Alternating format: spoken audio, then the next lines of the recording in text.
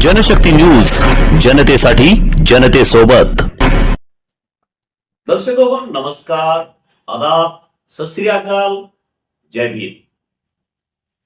दर्शकों, आज 18 डिसेंबर अल्पसंख्याक हक्क दिवस। सोलापूरचे प्राध्यापक डॉक्टर अब्दुल रहीम गदवाल सर यांनी अल्पसंख्याक समाजाच्या घटनात्मक हक्कांवर महत्वाची माहिती संकलित केली आहे आणि ती मी आज आपल्या समोर वाचून दाखवणार आहे। दर्शकों, युनायटेड नेशन्सने 18 डिसेंबर 1992 पासून अल्पसंख्याक दिन साजरा करण्यास सुरुवात केली। भारत सरकारने देखील 1992 साली राष्ट्रीय अल्पसंख्याक आयोगाची स्थापना केली आणि हा दिन साजरा करण्यास सुरुवात केली। अल्पसंख्याक दिवस साजरा करण्यामागील 3 उद्दिष्टे आहेत। एक, अल्पसंख्याकांच्या अधिकारांचे रक्षण करणे, अल्पसंख्याकांच्या प्रतिष्ठा आणि ओळख तसेच अस्तित्वाचे रक्षण करणे, आणि 3, अल्पसंख्याक यांना समान अधिकार देणे, सामाजिक न्याय देऊन संरक्षण करणे। आता अल्पसंख्याक मायनॉरिटी हा लॅटिन शब्द असून त्याचा अर्थ संख्येत कमी असणे असा होतो। ब्रिटिश एन्सायक्लोपीडियानुसार समान वंश परंपरा असलेले आणि समान भाषा, समान धर्म आणि समान श्रद्धा बाळगणारे आणि बहुसंख्याकांपासून वेगळी ओळख असलेल्या लोकांच्या समूहाला अल्पसंख्याक असे म्हणतात। युनायटेड नेशन लॉनुसार असा वंचित समूह ज्याचे धर्म, भाषा आणि रीतिरिवाज बहुसंख्याकांहून वेगळे असतात। भारतात अल्पसंख्याक समुदायाचे अस्तित्व ठळकपणे दिसून येते। देशाच्या एकूण लोकसंख्येपैकी 20% लोकसंख्या ही येथील 6 प्रकारच्या अल्पसंख्याकांची आहे। कायदा आणि आयोगाने मान्य केलेले प्रमुख 6 धार्मिक अल्पसंख्याक आहेत: मुस्लिम, ख्रिश्चन, बौद्ध, जैन, शीख आणि पारशी। धर्म हा अल्पसंख्याक ठरवण्याचा मूल आधार आहे। धर्माच्या आधारावर अल्पसंख्याक आणि बहुसंख्याक गणना केली जाते। भारतात 6 अल्पसंख्याकांपैकी मुस्लिम ही सर्वात मोठी अल्पसंख्याक जमात आहे। मुस्लिम आणि इतर 5 अल्पसंख्याक जमातींचे रक्षण करणे, त्यांची संस्कृती जोपासणे, सर्व प्रकारचे समान अधिकार देणे आणि त्यांना राष्ट्रीय प्रवाहात सामावून घेणे ही सरकारची जबाबदारी आहे। महात्मा गांधी म्हणतात, एखाद्या देशाच्या लोकशाहीची रचना आणि संस्कृती ही तो देश आपल्या अल्पसंख्याकांना देत असलेल्या वागणुकीवर अवलंबून असते। लोकशाही आणि अल्पसंख्याक एकमेकांना पूरक आणि तारक आहेत।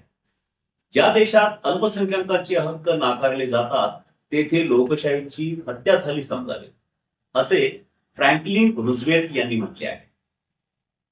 देशाच्या स्वातंत्र्यानंतर संविधान निर्मात्यांनी आपल्या देशातील अल्पसंख्याक जमातीचे संरक्षण, मूलभूत अधिकार, स्वातंत्र्य आणि त्यांच्या संस्कृतीच्या जतनासाठी काळजी घेतली आहे। देशाच्या संविधानातील प्रस्तावना अल्पसंख्याक यांना समाविष्ट करून लिहिली आहे। आम्ही भारताचे लोक यात बहुसंख्य आणि अल्पसंख्याक यांचा समावेश आहे। प्रस्तावनेत सर्वांना सामाजिक, आर्थिक आणि राजकीय न्याय, विचार, अभिव्यक्ती, श्रद्धा आणि उपासना यांचे स्वातंत्र्य, स्थिती आणि संधीची समानता, न्याय, स्वातंत्र्य, समानता, बंधुत्व याची हमी देण्यात आली आहे। संविधानातील प्रकरण 3 मध्ये बहुसंख्याक आणि अल्पसंख्याक यांना एकत्र उद्देशून मूलभूत अधिकार दिले गेले आहेत। यामध्ये कलम 14, कायद्यापुढे सर्व समान आहेत। कलम 15, व्यक्तीमध्ये कोणत्याही आधारावर भेदभाव केले जाणार नाही। कलम 16, सर्वांना समान संधी दिली जाईल, उदाहरणार्थ नोकरी, शिक्षण आणि व्यापार। कलम 17, अस्पृश्यता निर्मूलनाची हमी। कलम 18, ब्रिटिशांनी किंवा त्यापूर्वी दिलेली पदवी आणि पदनाम नष्ट करण्याची हमी। कलम 19, स्वातंत्र्य, बोलण्याचे, धार्मिक, व्यावसायिक आणि सांस्कृतिक। कलम 20, विनाकारण आरोपी गुन्हेगार ठरवण्यापासून मुक्ती।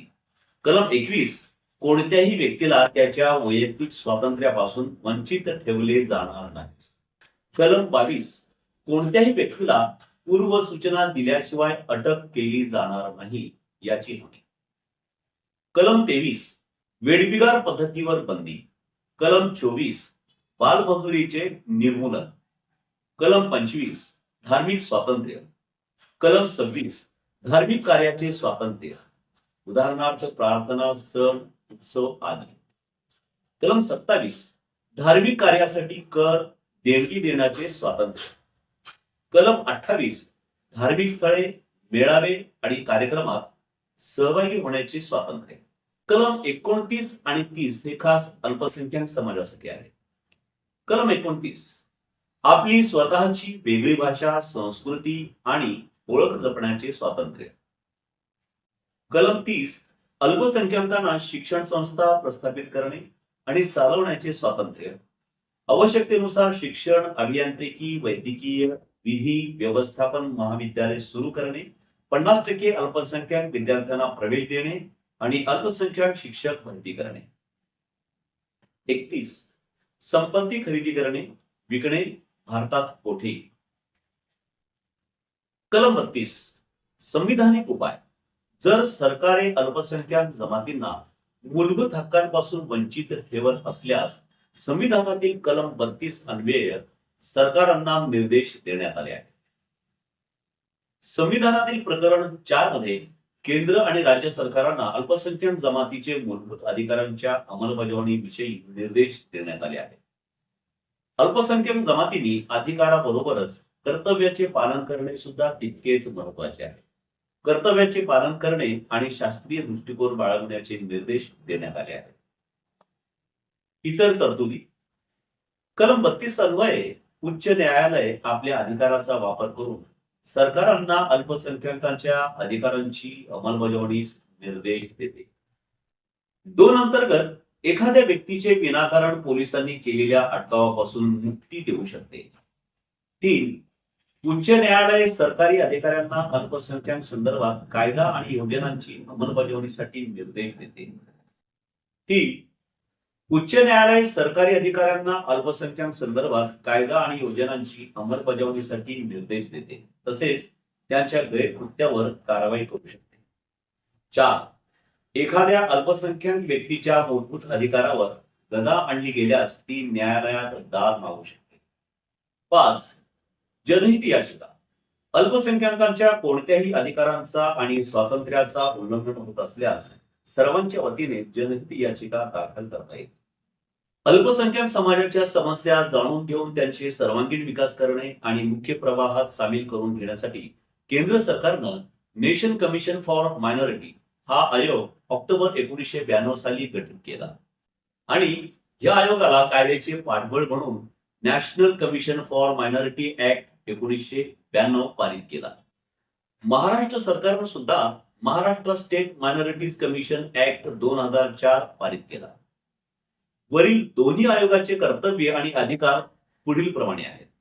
1 अल्पसंख्याक समाजाच्या समस्यांचे अभ्यास करणे, अल्पसंख्याक समाजाच्या विकासाकरता शिफारस आणि सूचना करणे, शैक्षणिक व आर्थिक प्रगतीसाठी सतत कार्य करणे, अल्पसंख्याक समाजाच्या मूलभूत अधिकारांच्या संरक्षणासाठी सतर्क राहून सरकारला माहिती देणे, अल्पसंख्याक समाजाचे सर्वेक्षण करून अहवाल सादर करणे, सरकारी नोकरीत समाविष्ट करण्यासाठी प्रयत्न करणे, सरकारी योजनांचा आणि अनुदानाचे लाभ अल्पसंख्याकांपर्यंत पोहोचवणे, समाजावर होत असलेले हल्ले, अत्याचार, हक्क नाकारणे, हिणवणे, खोटे आरोप करणे इत्यादी कृत्यांविरुद्ध अल्पसंख्याक जमातीची बाजू घेणे, तसेच पीडित व्यक्तींना आर्थिक मदत आणि न्यायालयीन मदत करणे. 9 अल्पसंख्याक जमातीच्या संस्कृतीचे रक्षण, धार्मिक स्वातंत्र्य आणि शारीरिक संरक्षणासाठी सरकारला सुचवणे आणि काम करणे. आणि 10 सरकारी निमसरकारी नोकऱ्या समाविष्ट करण्यासाठी मार्गदर्शन करणे. यामध्ये सच्चर आयोगाचाही सरांनी उल्लेख केलेला आहे. सच्चर आयोग अल्पसंख्याक जमातीच्या विकासासाठी डॉक्टर मनमोहन सिंग तत्कालीन प्रधानमंत्री भारत सरकार यांनी न्यायाधीश सच्चर यांच्या अध्यक्षतेखाली सच्चर आयोग नेमले होते.